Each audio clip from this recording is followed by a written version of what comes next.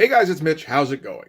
We're continuing the adventures of budding superstar artist Travis Charest, who is learning how to be a comic professional, and writer James Robinson, who is trying to figure out how to turn a whole bunch of posters into a story somehow. So we're taking a look today at Wildcats number 18. But just before we get into it, if you enjoy the channel, if you feel like you might want to help out a little bit, go subscribe to my Patreon. Links are in the description, gives you early access to everything I do, helps out the channel, helps to buy new comics. So when last we left the Wildcats, there was some stuff going on probably. Maul had been kidnapped and was being held by Stormwatch, apparently. And there was a plot going on with some Daemonites where they were trying to assassinate world leaders, world leaders that they seem to be appointing, by planting moles in among their entourages and then, getting their trust and then killing them when they least suspect it. That was actually the deal with Maul, where somebody had replaced Maul and then they had to go try and find his body. Really, the bigger story is that Travis Charest is trying to figure out how to become a regular, everyday comic book artist. He's learned how to become very good, and there's parts of his repertoire that he's been working on quite a bit, such as his compositions. He's got his finish down just about right, I think. If anything, the problem is that he keeps wanting to make memorable images, which, shouldn't theoretically be a bad thing, except that seems to be taking extra time to figure this out and add on all sorts of crazy detail, and he can't do that and get the book done on a monthly schedule. Meanwhile, James Robinson, the writer, keeps getting pages from Travis Charest, and it's splash page after splash page. It's very nice images that are not a story. So he keeps just having to write descriptive narration, which is not satisfying in any way to try and read. And we're pretty much going to be continuing that in this one, so might as well get right into it. We can start with the cover. That's a pretty great one. This is, I always thought this was a coda before I read this. This is actually Voodoo. Voodoo's been kind of knocked out of commission for the last few issues, and she's been unconscious and hasn't really been a present factor at any given point. And that's kind of what we're going to try and address in this one. But, it's a great, gigantic shot of her. Awesome looking lighting. Although a lot of that is assisted by the colors, but he's doing it as well with the reflections on the outfit here, and then it's just getting kind of hyped up by the colorist with the highlights. But closing in the borders here to kind of frame her better. I like that, and I think that's a Travis Charest thing. That's something that he's going to figure out a bit more as he goes. I also like her lightsaber. That just looks cool. Okay, so we're going to start things off with not quite a splash page, but pretty much. The Wildcats are gathered somewhere. I would assume this is in their headquarters, wherever that is. And they've got Voodoo here, although you don't necessarily know that's who it is. I'd almost forgotten Voodoo was on the team when I started reading this, because it's been 3 or 4 issues. So we've got, Zealot and Spartan. Maul's here. Maul's fine, so that's good. There's Warblade and Emp. Grifter's not here at the moment. And we got Void sitting in another chair here that's hooked up to this big old machine that Voodoo's getting hooked up to. So in the last issue, there was a little bit where Voodoo kind of traveled into the internet, and it was this mind-blowing experience for her. It was very gratifying, I'm sure. So what we're going to do in this is that they're going to hook Voodoo up to this big old machine, and Void is going to travel into her thoughts and try and get her out of her comatose state. So it's all right. The page itself is nice.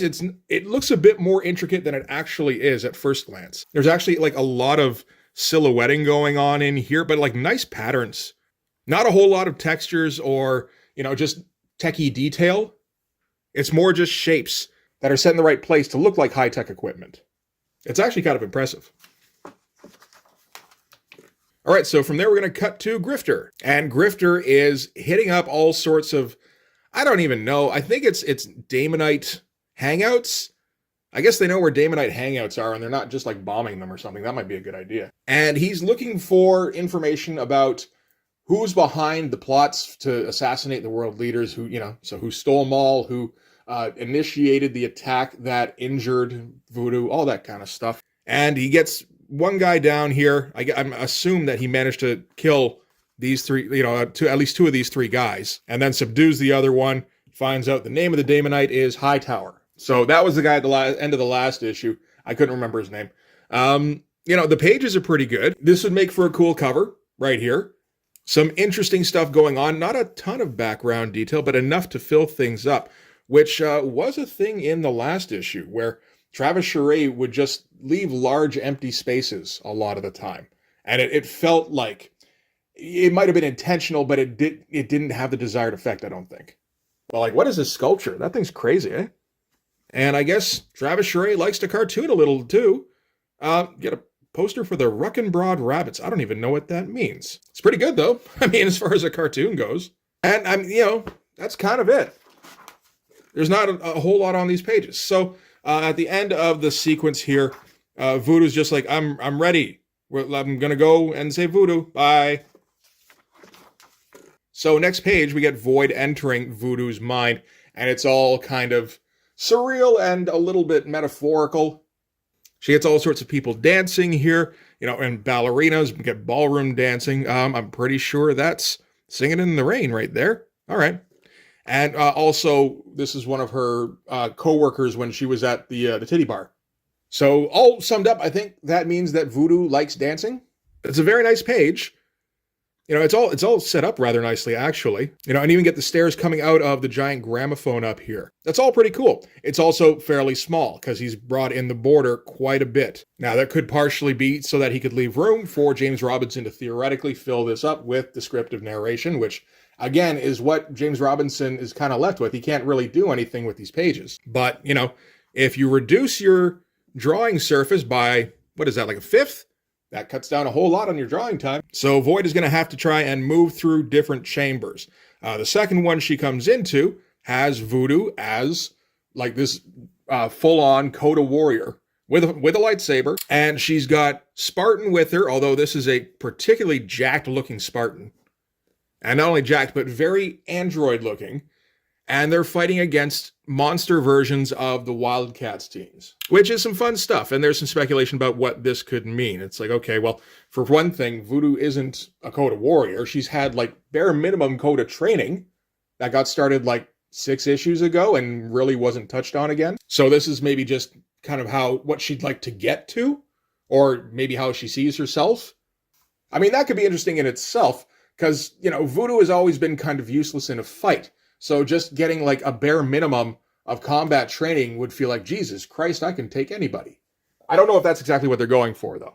And there's speculation, okay, so does she feel at odds with the team? Does she feel like they're not trusting her? Does she feel like they might attack her at some point? But she doesn't feel that way about Spartan. And we're like, oh, what's up with that? Like, we haven't been teasing a relationship between Voodoo and Spartan since issue, 8? Not to mention, there's 2 girls on the team.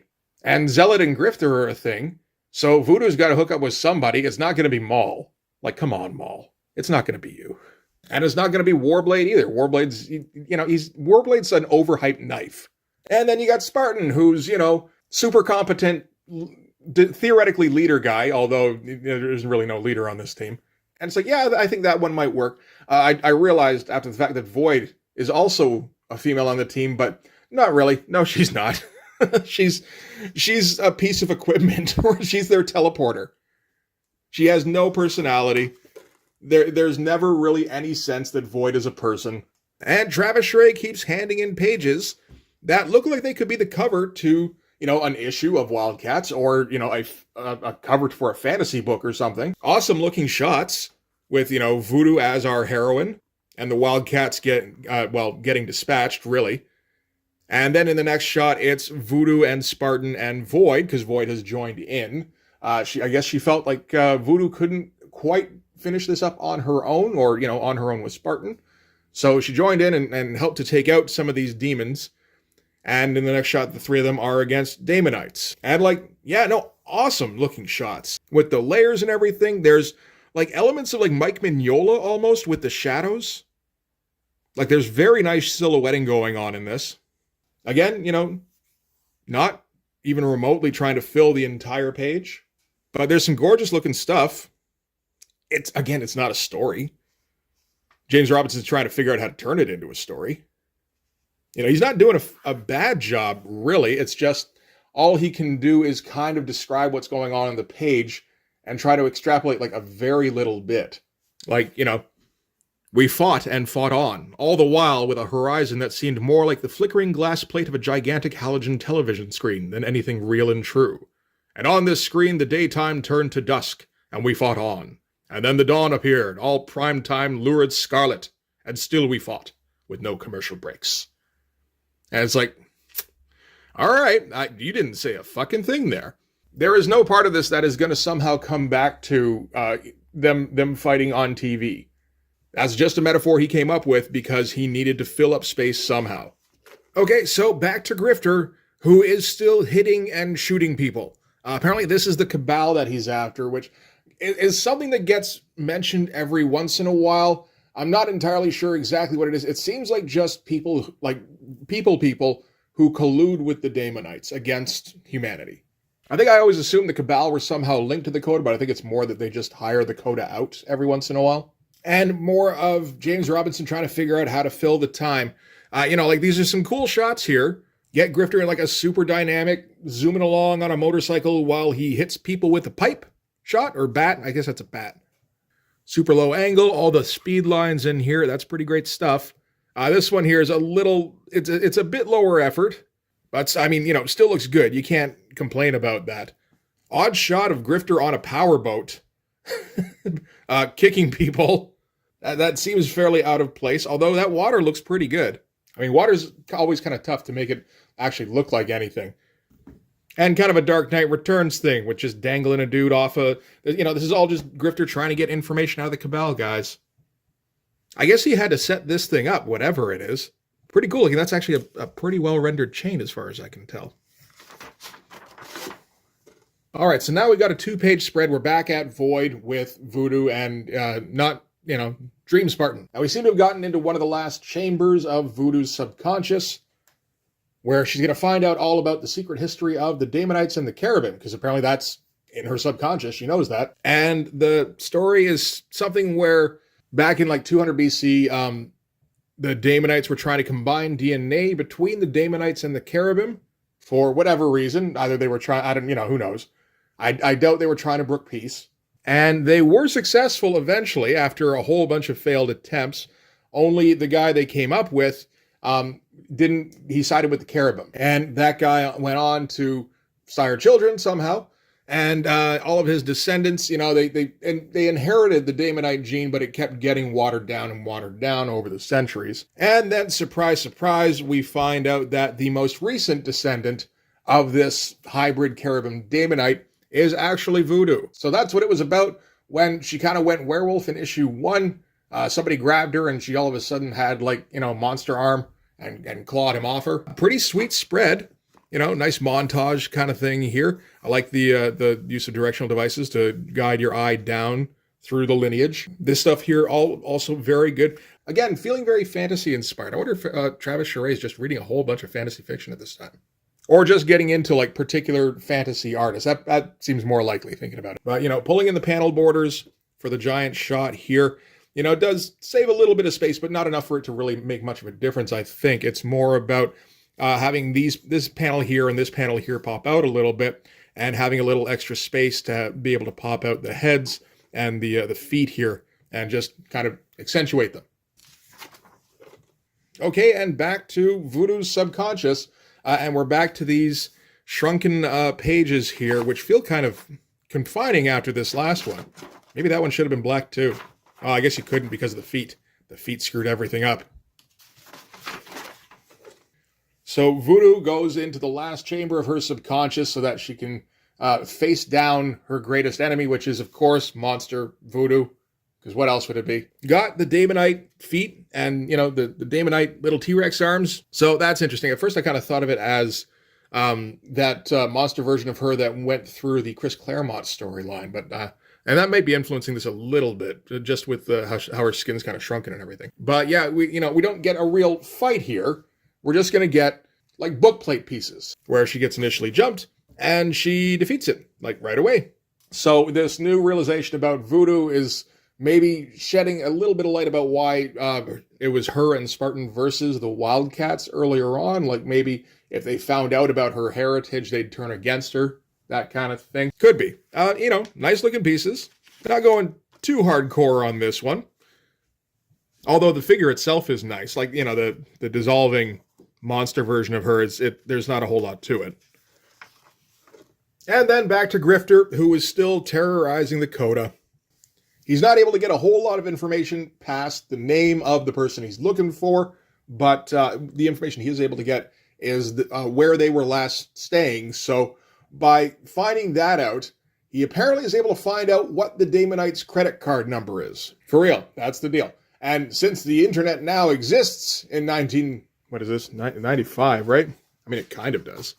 Yeah, 95. It's like, yeah, it's basically there. So I guess he's going to go on AOL and, like sit on his dial-up connection for, I don't know, a couple of hours while he logs into various chat rooms going, hey, does anybody know that? Like, I don't know how you use the internet to track down somebody's credit card number in 1995, but Grifter figured it out.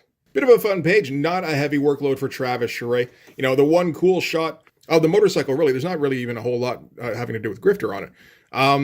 And then, yeah, kind of small shot of him, and then a big silhouette shot of bodies. They're bodies. We can tell because there's the one body in here that got filled in. Maybe the other ones were in. That feels a little odd, just leaving one not silhouetted.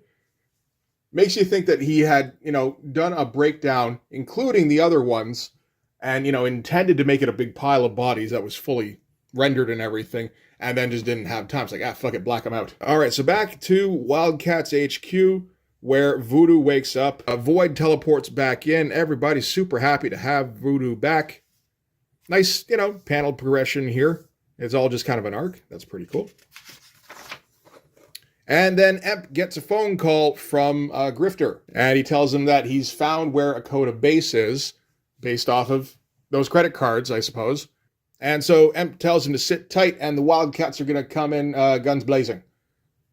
It is a little strange how Zealot always has a gun now. I guess Travis Charest is just kind of switching it up. If you draw with the same two swords all the time, that gets a little boring.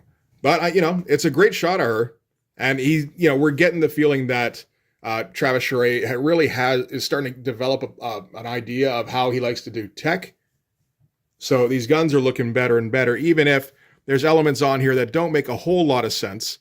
So this appears to be an assault rifle, with a banana clip, and a scope, and a silencer, and maybe a shotgun pump. I'm not sure if there's a butt to it, though. It's hard to tell. I guess it's behind her boob here, if it exists. Let's assume it exists. All right, so now we're going to get a backup story by James Robinson again and Terry Dodson. Terry Dodson we last saw drawing Mantra #1 when he was first starting out, and I'm, pretty good at the time for a guy who was getting his first regular work. So we're a couple of years down the road from that, and he has been getting that steady work all this time on Mantra, and I think he's gotten quite a bit better. So this is going to be a backup featuring Savant, and this is going to have it took me a little bit, but it feels like it's supposed to have the tone of something like Danger Girl, really. I mean, I'm thinking about what's going on at this time. I guess J. Scott Campbell's working on Gen 13, but, Gen 13 has some of that feel, but it's not nearly as over the top as Danger Girl, of course. He did also have that one double-page ad that never came into fruition. It's like Captain Hightower or some shit. Another very Danger Girl-looking kind of thing was all like action, adventure.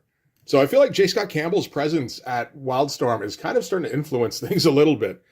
So we're at a deserted island here. We don't need to read all the descriptive narration. Nobody needs that shit. And Savant has been captured by a tribe or offered herself up or something. And they put her in a little fur bikini and offered her to Luth, who was apparently their four-armed gorilla god. So we can see the Terry Dodson style starting to come out here, where it's getting much smoother. He's using his blacks very nicely here. He's getting pretty good at drawing faces. Is that Mo? That looks a bit like Mo. And he's got a little bit of that Adam Hughes feel. And, around this time, Adam Hughes is starting to get to be bigger and bigger. Like Ghost has been going on for a little while. And he's done guest spots and all sorts of stuff around this time. I don't think there's much influence there specifically, but it's just interesting that there's, there are definitely elements that are similar to Adam Hughes. And I think it's just similar influences. So upon learning that she's going to have to sleep with that gorilla monster, Savant busts out of her bonds and starts punching and kicking people. That's a great pose for the jumping kick. And runs away, but Luth, he's much larger, has much longer legs, so he can catch her fairly quickly, except that we get Savant's buddy, Mabel, who comes in on a biplane. Savant, like, launches herself off of a palm tree and right past Luke. Like, this feels like very Danger Girl-esque, from the circle panels for a single head to the arrow, caption box, to just the general adventure feel. It's interesting. The timing feels all wrong on this. And like, even the dialogue is just like, just when things look bad, here's Mabel. Remember her? No, I don't. The reincarnation of Pancho Barnes. What a pilot. What a cutie. You know, it's weirdly fun, which is not Wildstorm's brand at all. So she gives Luth a swat on the nose on her way by. Luth replies by saying, oop. And I guess this kind of messed up Savant's trajectory or something, and she starts falling, so Mabel has to pick her up in the biplane. She has to readjust. That's an awesome looking shot. Kind of a cheesecakey kind of shot. Like that would work on the side of like a B-26 or something. And she climbs into the biplane. She's like, "What kept you?" And Mabel's response like, "Well, first I ran out of fuel, and then there was the pterodactyl, then the Sheik's men with the laser rifles, and then I had a teeth cleaning appointment." Again, it's fun. It just feels off-brand. Oh, and yeah, at the end here, there's problems with the plane because it turns out they've got gremlins, and that's it. That's the end of this story. It's kind of a fun ending. This whole sequence feels off-brand. Like if it was a new character that was this from the start, then that would be something. But we first met Savant in the shitty Chris Claremont thing where like nobody knew who she was even. She had some kind of teleporty power. That was all anybody knew about her. No real personality. I've read some of the later Wildcats issues where she's got a bit more of a personality because Alan Moore's writing her. But it's still not, it's not fun. We did see in the last issue that they were kind of leaning in like a Tomb Raider direction for her, where she does a lot of like globe trotting and, finding artifacts, the Indiana Jones deal. So I guess it shouldn't have been a surprise that we would get a solo Savant adventure from there. I just didn't think it would be something like this. And yeah, see, like Gen 13, number 1 is just coming out by the looks of it. Or, the premiere party. So yeah, that's not an influence, not a direct one. And we get a big 2-page poster by somebody. That's, it's almost there, but not quite. The shadows are a bit of a mess. The folds in the fabric are a mess. All the shinies aren't quite, he doesn't have faces down beyond, just like a basic type of template face. Like, how many different directions? How wide are Zealot's hips here? Oh, that's not, okay, that was Voodoo. Okay, I thought this was Zealot's other hip. It's like, holy God. I mean, some guys would be into that for sure. All right. Oh, and Wildstorm Rising is starting soon with an issue by Barry Windsor Smith because, Barry Windsor Smith's got bills to pay too, I guess. All right, so that is Wildcats number 18. Again, we made like very little progress. This one is just to wake Voodoo up and then go, okay, on to our next adventure. And at least it got the, where are we going next part out of the way. Although you get the feeling like at the beginning of the next issue, they're going to give you a recap. So like the whole Grifter part of this story isn't even necessary.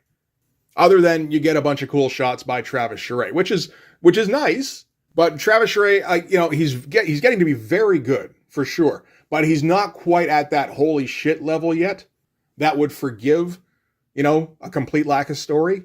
He'll get there in just a few years when Wildcats Volume 2 comes out. Like, I bought those specifically for the art, and I was not let down. Scott Lobdell was writing that bullshit, and I still bought every issue of it I could that was drawn by Travis Charest. So yeah, not a whole lot going on, not even a whole lot to talk about. Look pretty, so yeah, that's all right. Great cover. That's about it. And that should do it for the minimalist Travis Charest / James Robinson fill-in issues. We've had like 3, preceded by 2 issues that didn't have anything to do with the Wildcats. So this whole thing has been like this weird transitional period where Wildcats doesn't really feel like it's going anywhere other than developing this new penciler guy who's pretty damn good. And we haven't even found Richard Friend yet, so that's going to just bring it up to a whole nother level. But we'll get there eventually. For this one anyway, that's going to do it. Thanks very much for watching. If you like this video, please hit like, hit subscribe, hit the notifications so you know when the next one's coming out. Go over and subscribe to my Patreon. It gives you early access to everything I do, from the Blood Force stuff to the YouTube videos before they get uploaded to YouTube, as well as some Patreon exclusive content. You can also follow me on Instagram and DM me there for commissions, and you can join the Blood Force Discord server. But yeah, that's going to do it. Thanks again for watching, guys. I'll see you in the next one. Bye-bye.